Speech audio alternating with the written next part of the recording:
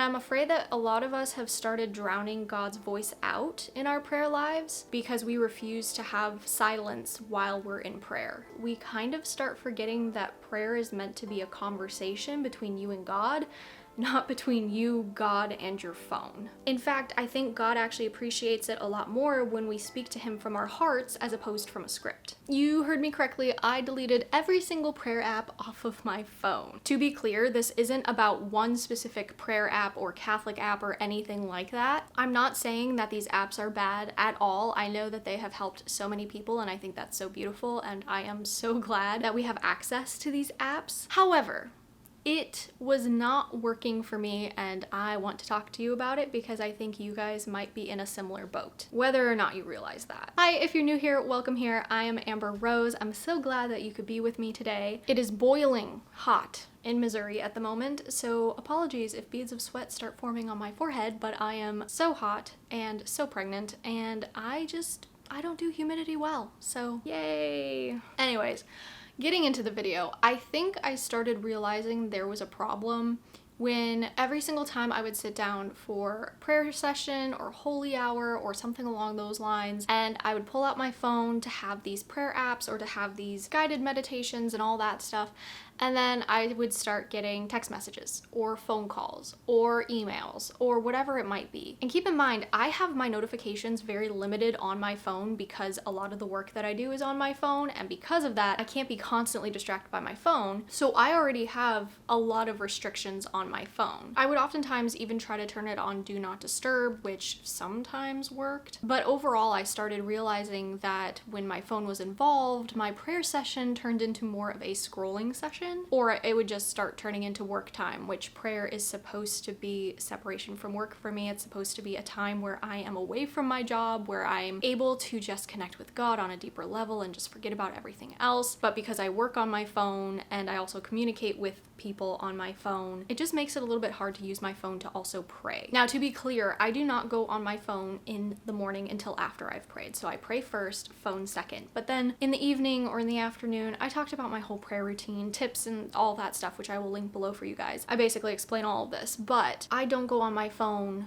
until I've prayed first in the morning. But then after that, in the evening and stuff like that, is just a free-for-all. And to be honest, the last thing I really want to do after a whole day of being online is pull out my phone and have to be online for prayer as well. Now, I still listen to Catholic podcasts. I still have certain prayers saved to my notes app or to my gallery and things like that in case I want to whip them out for whatever reason, if I'm trying to memorize a specific prayer or there's just like a prayer mantra that I'm kind of getting solidified in my head. All of that stuff's really important. But overall, deleting all of my prayer apps and all of my Catholic apps off of my phone and only using my phone for work and communication has drastically increased and improved my prayer life. And maybe it'll improve yours too. I also noticed something interesting, and I'm not going to name names because I think all of these apps are very helpful in their own way and they've helped a lot of people. I don't want to seem like I'm coming off as bashing these apps at all. I think they have a purpose and they are very, very helpful and a lifeline even for a lot of people, and I think that's great. But I do find that some apps can kind of act like Duolingo a little bit, you know, like gamifying prayer almost. And basically what I mean is like they'll have things like prayer streaks. I don't know.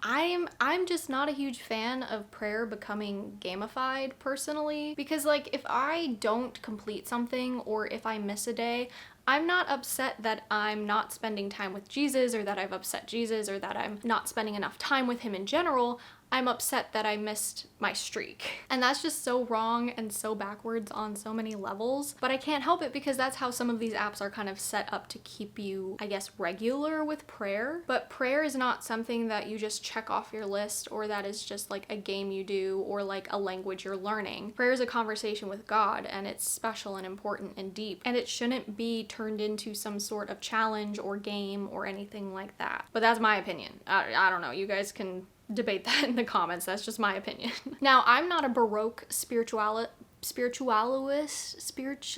I'm not a Baroque spiritualist anymore, but I do still carry some insightful and helpful advice when it comes to prayer from the Baroque spiritualists, because I was really into all of that hardcore stuff when I first reverted, and then, there are some things that I still really appreciate about the Baroque spirituality, but I think how it's being used a lot by creators today is wrong. I think it's used to promote a lot of scrupulosity unnecessarily, and I think it can cause a lot more harm than good, because that's what it did in my life, and I have talked to so many of you where you guys have said the exact same thing. But some of the advice that I have taken from those saints is basically the importance about interior silence, and also how we need to detach from the world in order to grow in prayer more effectively and for our prayer to be more efficacious. Now, I don't want you guys to get the idea that I'm saying if you guys use these prayer apps that your prayer life is shallow, or that you guys aren't doing prayer properly, or anything like that. However, I am saying you should still find time away from your phone to pray. Not every prayer and everything should be on your phone. Physical things, analog things are actually a lot better for our attention span, and they can help us connect a lot better with God, the saints, etc. I guess what I'm saying is, like, your prayer life does not need a Wi-Fi connection in order for it to work. Of course, when I was a kid though, I did think that doing the prayer hands was like the Wi-Fi signal to heaven for some reason. I don't know if you guys did that too, but that was just the vibe back then. So I guess what I'm saying is, like, whenever my phone was on me, all I could think about was work or content, or, oh, I need to respond to this person, this email needs to be read and responded to, and just like a bunch of other things that were in my brain when I should have been focusing more on God and my relationship and my conversation with God.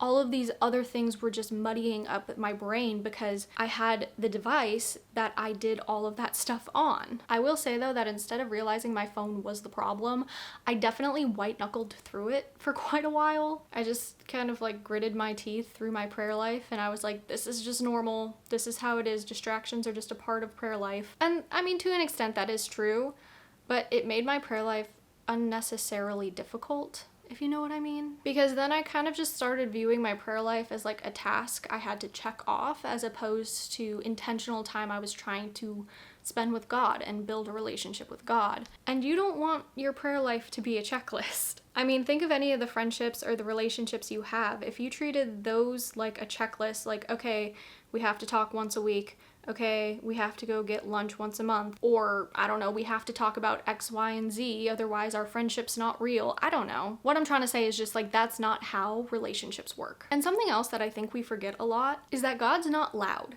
He's not super flashy. He's not always shouting at us or anything like that. He's usually pretty quiet. And with prayer apps and Catholic apps in general, I think it's so easy to get caught up in the bells and whistles of the apps and the aesthetics and the peaceful, calming meditations and all of that stuff. Again, nothing inherently wrong with that. But if that's all our prayer life entails, we kind of start forgetting that prayer is meant to be a conversation between you and God, not between you, God, and your phone. And I'm afraid that a lot of us have started drowning God's voice out in our prayer lives because we refuse to have silence while we're in prayer. Oh, and there was another point I actually wanted to bring up because I thought about this while I was on a drive back from grocery shopping the other day. And that is, while I'm on these apps, depending on which app it is, of course, because each one's a little bit different in how it works and what it's used for. But a lot of these apps will tell me what to pray or what's trending or what I should be doing because that's just what's popular online right now. And I mean, that's cool. You know, it helps me keep things fresh and new and spice stuff up every now and then. But I think in a lot of ways, I started listening to those apps as if they were kind of like the Holy Spirit, as opposed to the Holy Spirit himself telling me what he wanted me to grow in and pray about and all of that stuff. And obviously if it's like a feast day or something and they're like, oh, it's the feast day of like whatever, I think today's the feast day of St. Joan of Arc when I'm filming this. Like, that's awesome. I love knowing about feast days. I think that that's really important and very, very helpful too. I'm not talking about feast days or like liturgical holidays that they're like, oh hey, it's the feast day of blah blah blah, or next week is the liturgical holiday of blah blah blah. What I'm saying is that I just didn't realize how much I was letting these prayer apps dictate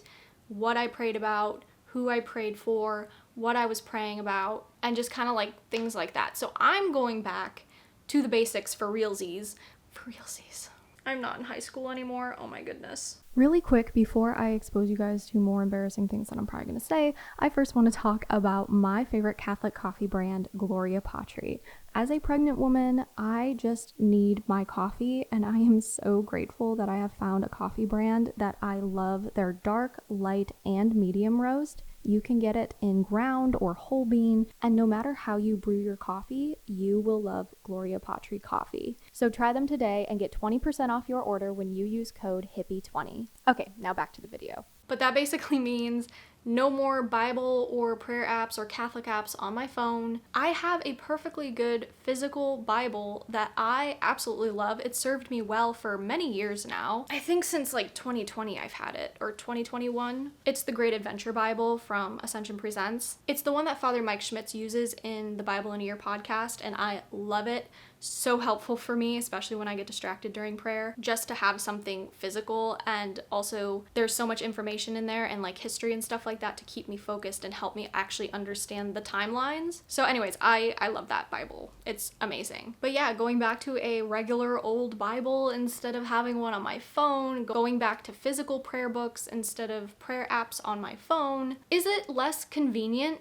Yes. But at the same time, we have so many conveniences today that I'm honestly okay inconveniencing myself for God so that my prayer life is better and our relationship is better. Like, at the end of the day, think of how many conveniences we have in today's world. I think we can afford to suffer a little bit. Also, it kind of allows me to be a little more spontaneous with my prayer life. I don't have everything at the tips of my fingers, all the prayers that I want to pray. So I almost have to improvise and be more vulnerable with God in that way, where I just have a conversation with him. If I don't have a prayer book, or there's something that I need to pray about, I don't need this specific prayer formula in order to talk to God about it. In fact, I think God actually appreciates it a lot more when we speak to him from our hearts as opposed from a script. But a lot of this just comes down to the fact I want to be more intentional. I want to put more effort in, because it does take some effort to flip through pages instead of scrolling on your phone. And it takes a lot of willpower and effort to sit in a room in silence without electronics. But it's really important that we have electronic free time, especially during prayer, because that friction of not having those items with you in prayer, it makes prayer seem more sacred. It almost communicates to your brain like this is a special time set aside. It looks completely different from the rest of your day and should be treated in a more special way. So now when I go into a prayer session or anything like that, my phone is either off, completely off, do not disturb is not on or anything like that. It is off. Sometimes I put it in another room, like, I don't know. I do a lot of different things, but it's just not with me. It just can't be with me. And if I do need like a timer or something like that, I have a perfectly good kitchen oven clock that works perfectly. But overall, just like the absence of my phone physically changes the whole atmosphere of the room. It just kind of feels more lighter and I feel more connected with God, and I think that that's just really, really important. I mean, when I first deleted all of the apps off of my phone, I will say that it was a struggle because it was boring. I was bored. And that's something that I'm not afraid to say. I was bored during prayer. I found it extremely dry. And I guess in some ways almost lonely, because I was so used to having all of these voices talk while I was praying and all this stuff, you know, guided meditations and all that stuff. And again, nothing wrong with that inherently, but when that becomes the only prayer that you do or that you know, that can become an issue. So I completely expected dry prayer, to be bored, to basically feel lonely even. Like, I expected all of that stuff because that's what happens when you're going through a dopamine detox. But honestly, after about a week, I didn't really miss the apps anymore. And my prayer life in general just felt more grounded and more connected to God. I just felt like I could connect with him on such a deeper level than I could when my brain was being distracted by all of these other things. And again, I will say it again, these apps are not bad. They are not evil. They have a purpose and they serve so many people so well. And if you're somebody who uses these apps, I'm so glad that you have this outlet and that these are available to you, because I know for a lot of people, these apps are their lifeline. And I'm also not saying that you, specifically you, should be deleting your Catholic apps or your prayer apps or your iBreviary or anything like that. I'm just saying to reflect on your prayer life, just to make sure that these apps have not become a crutch or a distraction during your prayer. And for those who do feel like their prayer life is suffering because of these apps, because they're using these apps as a distraction or like a crutch, I challenge you to do a full week, that's a whole 7 days of no Catholic prayer apps. Do a complete disconnect, get them all off your phone, and go back to the old way of prayer, I guess you could say. Pick up a Bible, sit in silence for 5 to 15 minutes just talking to God. Maybe you're journaling, maybe you have a prayer book that's physical. It might feel uncomfortable in the beginning, but that is kind of the point. It's just a friendly reminder that Jesus is not trapped inside your cell phone. But your mind might be trapped inside your cell phone, and it could really be impacting your prayer life, and you might not even know it. Anyways, that is all I have for you guys today. Let me know what you guys think about this below. Do you guys use prayer apps? Have they helped you? Have you found that they deter you? Just let me know what you guys think, and I will talk to you guys in the next video. Bye!